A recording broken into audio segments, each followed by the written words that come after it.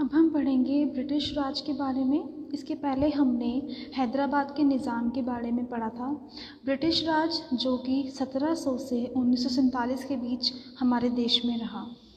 British राज का इतिहास 1858 और 1947 के बीच भारतीय उपमहाद्वीप पर ब्रिटिश शासन की अवधि को संदर्भित करता है। शासन की प्रणाली 1858 में स्थापित की गई थी, जब ईस्ट इंडिया कंपनी का शासन था। महारानी विक्टोरिया के क्राउन में स्थानांतरित कर दिया। इस शासन की प्रणाली 1858 में स्थापित की गई थी। उस समय ईस्ट इंडिया कंपनी का शासन था, जिसकी महारानी विक्टोरिया उस टाइम पर शासन में थी। यह 1947 तक चला, जब भारत के ब्रिटिश प्रांतों को दो प्रभुत्व वाले राज्यों में विभाजित किया गया था, भारत के डोमिनियन और पाकिस्तान के डोमिनियन रियासतों को छोड़कर उनके बीच चयन करने के लिए। दो नए प्रभुत्व बाद में भारत गणराज्य और इस्लामिक गणराज्य पाकिस्तान, जिनमें से पूर्वी आधा हिस्सा अभी भी बाद में बांग्लादेश गणराज्य बन गया। भारतीय साम्राज्य के पूर्वी क्षेत्र में बर्मा प्रांत को 1937 में एक अलग उपनिवेश बना दिया गया था और 1948 में भारत स्वतंत्र हो गया था। ये जिस तरह का ब्रिटिश का राज हमारे इंडिया में रहा है, किस तरह से पाकिस्तान बना, किस तरह से इंडिया बना, उसके बाद भी जिस तरह से बांग्लादेश गणराज्य बना, इन सब की डिटेल्स दी हुई हैं इसमें। अब ब्रिटिश राज्य के टाइम पर जो हमारी इंडिया की क्लोथिंग थी, अंग्रेज़ों ने भारत में व्यापारियों के रूप में प्रवेश किया, लेकिन वे शासन के रूप में वापस आ गए और लगभग 200 वर्ष तक देश पर शासन किया। अंग्रेज़ों की जो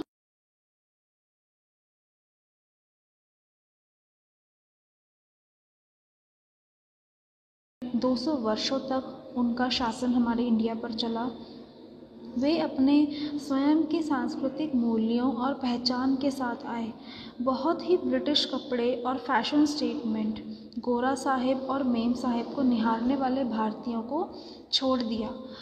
जो ब्रिटिशर्स हमारे इंडिया में आए थे, वो अपने ही सांस्कृतिक मूल्यों को लेकर आए और उसके बाद यहाँ पीछे गौर साहेब और मेम साहेब इस तरह से निहारने वाले भारतीयों को उन्होंने अपने पीछे छोड़ दिया।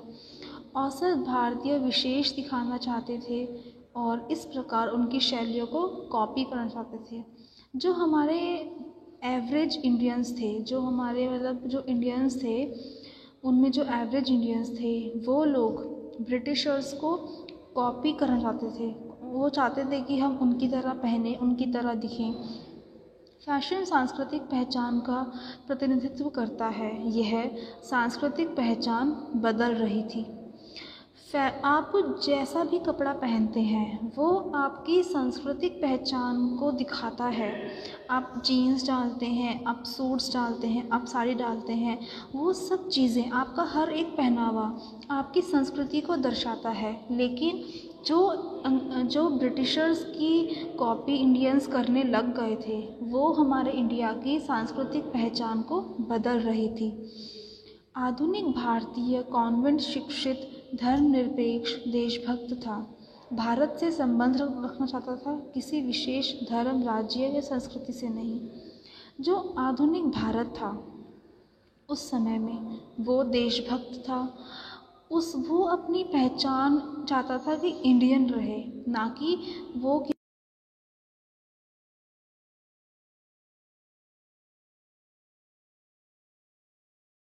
ना कि हिंदू या क्रिश्चियन या मुस्लिम। महिलाओं ने अपने बालों को कर्ल किया, भारतीय साड़ी पहनी, लेकिन विदेशी ब्लाउज़ और पेटीकोट के साथ। जो फीमेल्स थे, उन्होंने अपने हेयर्स को कर्ल किया, बालों को कर्ल किया, इंडियन साड़ी पहनी, लेकिन उसी के साथ में उन्होंने विदेशी ब्लाउज़ और पेटीकोट पहना। मतलब कि अपने इंडियंस के साथ साथ ब्रिटिशर्स की भी पहनावे को उन्होंने मर्ज करके कॉपी किया। ये पुरुष और महिलाओं के कपड़े जो ब्रिटिशर्स के टाइम पर उन्होंने अपने चेंजेस लेके आए थे अपने पहनावे में। ब्रिटिश साहब और मेम साहब का प्रभाव। भारत के शाही पुरुष और महिलाएं पश्चिमी फैशन स्टेटमेंट को अपनाने वाले पहले व्यक्ति थे, लेकिन जन्म, विवाह और मृत्यु जैसे समारोह के दौरान हमेशा उत्सुकता से अपने पारंपरिक परिधान में स्थानांतरित हो जाते थे।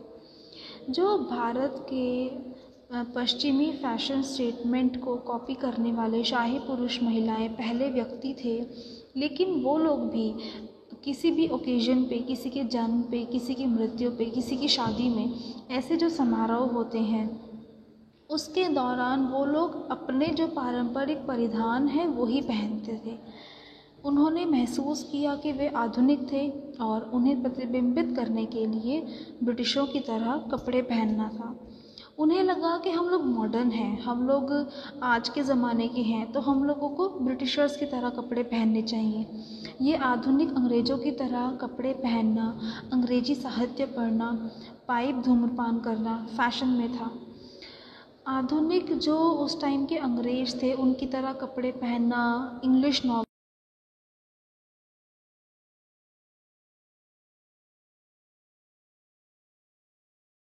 सब चीज़ें उस समय में फ़ैशन में आ गई थी। अंग्रेजी का अनुकरण करने वाली एक टोपी और जूते, जैसे कि हम इस पिक्चर में देख सकते हैं, एक हैट पहनी हुई है और शूज़ पहने हुए हैं। इस तरह का अगर वो लोग पहनते थे, इसका मतलब वो ब्रिटिशर्स को कॉपी करने, मतलब कि अंग्रेज़ों का अनुकरण करने के लिए ये टोपी जूते पहनते थे। कांटा और चाकू के साथ भोजन करते थे। इसको वो लोग क्लासिक मानते थे कि बहुत क्लासी होता है फॉर्क और नाइफ़ के साथ में खाना खाना। और जो लोग अपनी उंगलियों के साथ खाना खाते थे उन्हें बार्बेरियंस कहा जाता था। भारतीय ग्राहकों पर ब्रिटिश राज का प्रभाव। अंग्रेज़ों के प्रभाव ने पारंपरिक मानदंडों को भी तोड़ दिया, जिसने यह निर्धारित किया कि केवल एक या किसी अन्य जाति ने एक निश्चित शैली या कपड़ों के टुकड़े पहन सकते थे। समाज के सभी रैंकों के माध्यम से पश्चिमी फैशन के प्रसार को बढ़ावा दिया। जितने भी समाज के रैंक थे उन सब के माध्यम से जो पश्चिमी फैशन था उसको उन लोगों ने बढ़ावा दिया, उसका उन लोगों ने प्रसार किया। पारंपरिक मानदंडों को तोड़ दिया अंग्रेज़ों के प्रभाव ने। अंग्रेज़ों द्वारा मजदूरों या नौकरों के रूप में नियुक्त किए गए भारतीयों को अक्सर पश्चिमी पोशाक पहनने की आवश्यकता होती थी। जो भी ब्रिटिशर्स ने जिन भी नौकरों को, जिन भी मजदूरों को उन लोगों ने अपने यहाँ जॉब्स दी, उन सब के लिए पारंपरिक जो उनकी पश्चिमी पोशाक थी वो कंपल्सरी करती थी अंग्रेज़ों ने। यह मौका था कि दलितों या निचली जाति के लोगों या ईसाई धर्म के नए आवरणों को पश्चिमी लोगों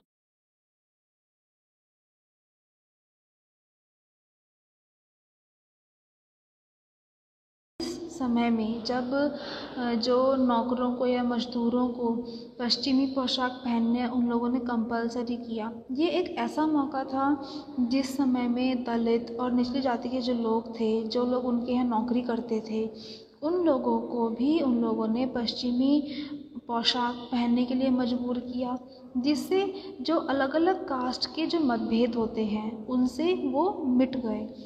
इस प्रकार उन्होंने स्वेच्छा से पतलून के लिए लंगोटी को त्याग दिया। उन लोगों ने खुद से ही ट्राउज़र्स पहने और जो लंगोटी जो वो लोग पहनते थे उसको उन लोगों ने त्याग दिया।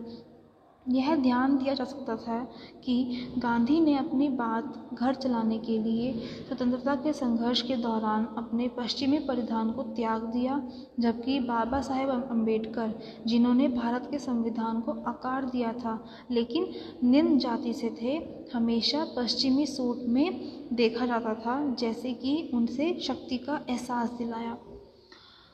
हम ये देख सकते हैं कि महात्मा गांधी ने पश्चिमी परिधान को त्याग कर अपने घर में ही, जो हम लोगों ने वो चरखा देखा है, अपने घर में ही वो खादी बनाते थे अपने, और उनकी जितनी पिक्चर्स हैं वो सब धोती में हैं। तो गांधी जी ने पश्चिमी कॉस्ट्यूम को त्याग कर जो उनकी पारंपरिक पोशाक थी इंडिया की वो अपनाई। लेकिन बाबा साहेब अम्बेडकर जो कि निम्न जाति से थे, उन्हें उनकी जितनी पिक्चर्स हैं, हमने उन्हें हमेशा पश्चिमी सूट में ही देखा है, जिससे लगता था कि उनको अपनी शक्ति का एहसास होता है। भारतीय कपास को ब्रिटेन में एक्सपोर्ट किया था और ब्रिटेन से निर्मित वस्त्र भारत में इंपोर्ट करते थे।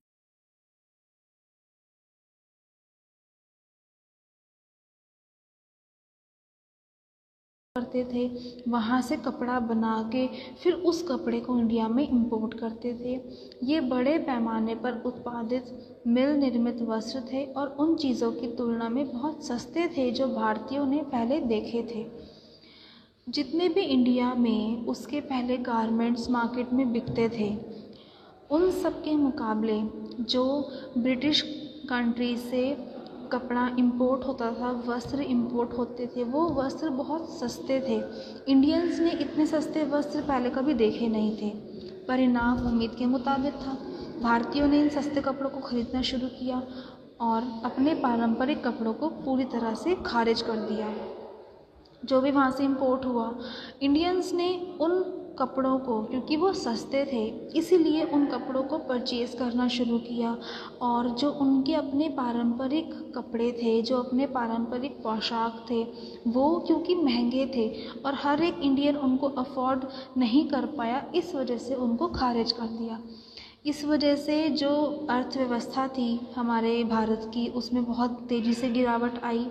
यह समय था कि महात्मा गांधी ने अपने घर में खादी की शुरुआत की और लोगों को अपने स्वयं के कपड़े बनाने और पहनने के लिए प्रोत्साहित किया, विदेशी उत्पादों का बहिष्कार किया।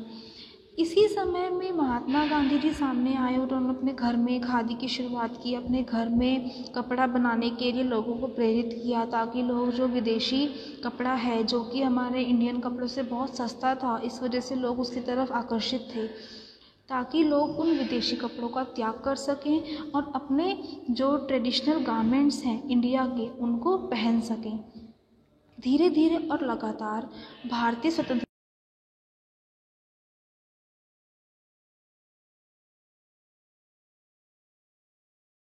आधुनिक पश्चिमी शैलियों में बदल दिया, ताकि वे आगे की सोच और आगे बढ़ सकें।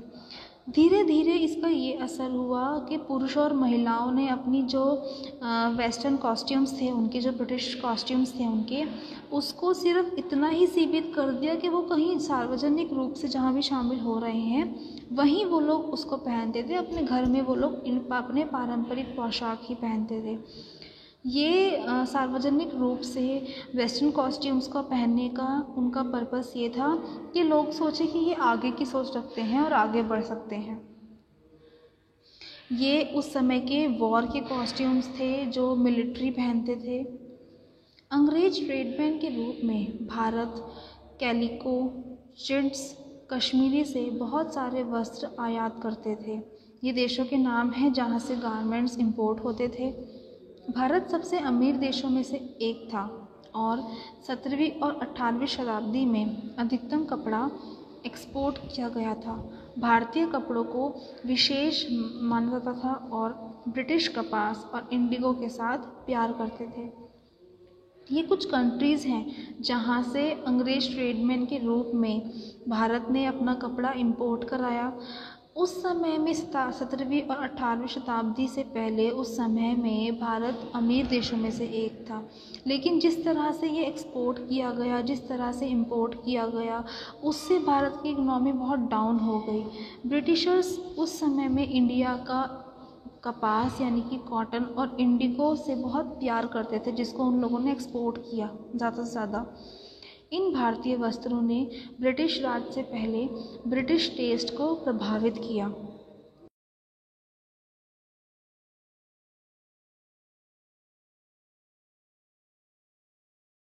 इस तरह एक नई संस्कृति पहचान बनी।